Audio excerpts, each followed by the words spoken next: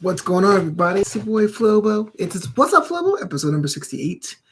Weekend came and went. It was pretty quick. On Saturday, I hung out with some friends at a virtual hangout, played some Rocket League. I love that game so much. And on Sunday, I watched Money in the Bank, the WWE special event pay-per-view. But the highlight of my Saturday is today's episode topic is the latest Jerry Seinfeld, for those who don't know, the Netflix special, 23 Hours to Kill. Now, two things to know before I even begin about this. One, a lot of people my age and younger, about 30, in their mid-30s and younger, don't really appreciate Seinfeld as a stand-up comic. They may love the show, they may love the thing he's working on, but not as a stand-up comic. I'll get into that and a reason as to why. And second of all, I may have a little bit of a bias here because a lot of the material that appeared in the special I saw live this year, I think. Last February, I saw in Vegas. So it was pretty cool to see Seinfeld live. Seeing Seinfeld live was one of the things on my bucket list. And the reason being is that comedy as an art form is continuously evolving. When I was a kid in the 80s and 90s, comedy had shifted from the one-liners and the rim shot, take my wife please thing, into being more observational. Isn't it funny how? It's peculiar. Why do we do this? It gets kind of parodied or characterized as, what is the deal with? Because a lot of comics, Seinfeld included, when he first came out, was like, what's happening with the airline peanuts or the airline food or what have you? And the thing is, sidebar, we made fun of airline food so much, they say, you know what? Get your own stuff. We ain't having that stuff in the plane no more. So please be careful what you make fun of.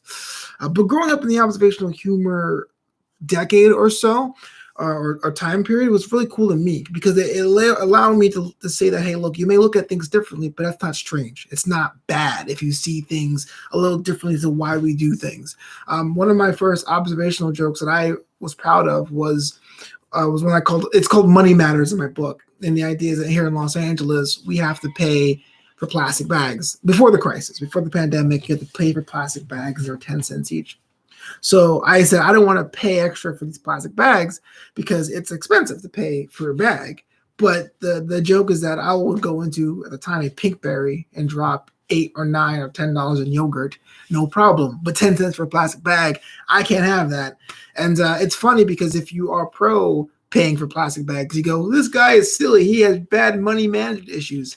But if you're against paying for a plastic bag, you're like, yeah, you're right. At least with Pinkberry, you can enjoy yourself. Why are you paying for something that carries a food that's you enjoy later? Observational humor. What's noticed, though, I noticed with comedy, that shifted more now, more than ever. People want to relate to the comic. They want more personal stories. They want more person in an awkward situation. Now, for sitcoms, I think that's a detriment. That is my hot take. I don't think the single camera sitcoms of today aren't as good as the ones a generation ago because of that. It isn't so much a situation that our characters have to address and arise to. It's more of the situation becomes a stimulus for the character to react and make funny faces. That's me personally. I'm not getting into that. I could probably put another episode altogether. But back to Seinfeld. So a lot of people my age don't get this comedy. They say his stuff is dated. He says, look, man, I don't understand why he's talking about this and that. And I like the show, but it's not the same thing. But I disagree. I feel like it takes a lot to use your sensibilities to really call out what's going on around you. But at the same time, I understand the need of saying more modern comedy. Look at late night television.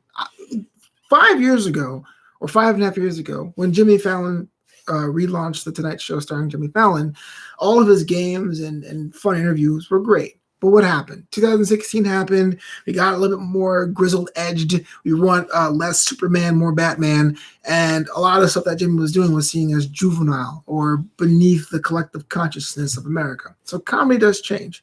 So you can say, yes, a lot of that stuff is dated. The strictly observational humor won't get you booked now as a new comic. If I came out today and say, isn't it funny how we do this?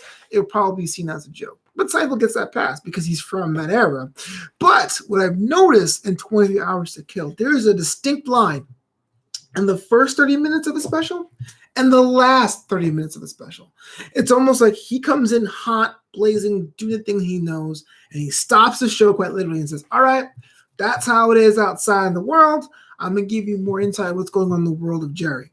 And for someone who's a long-term fan, it's really cool because he doesn't really talk about his wife or his kids or family vacations or things like that. So it was a treat for us. But as a comic creator, I go, is that just him allaying the fears and concerns of what modern comic fans want? You know, is it? Did he feel comfortable talking about his wife and kids and marriage, or did he feel like he have to do it? So to me, I liked both of them, both halves. I liked the discussion about how we don't want to do things or go to flea markets anymore because we're getting older and stuff like that in the first half.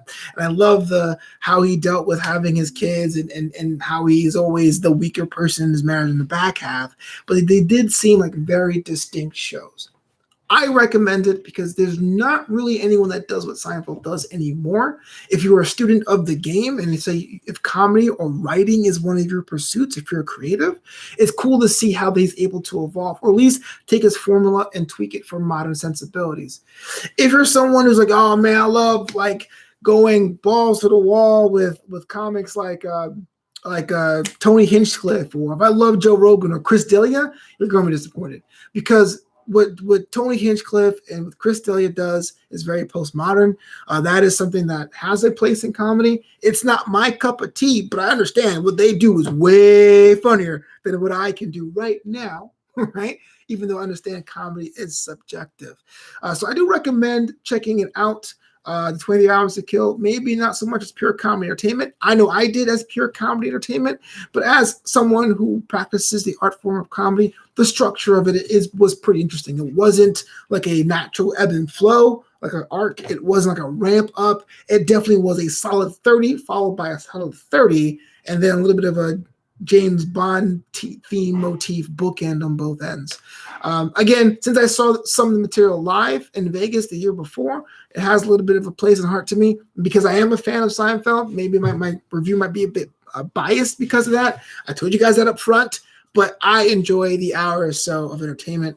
Check it out on Netflix. Hopefully when this thing opens up and we can have crowds again and arenas again and shows again, maybe I might start putting my money where my mouth is some more and give you and share a little bit more of my material.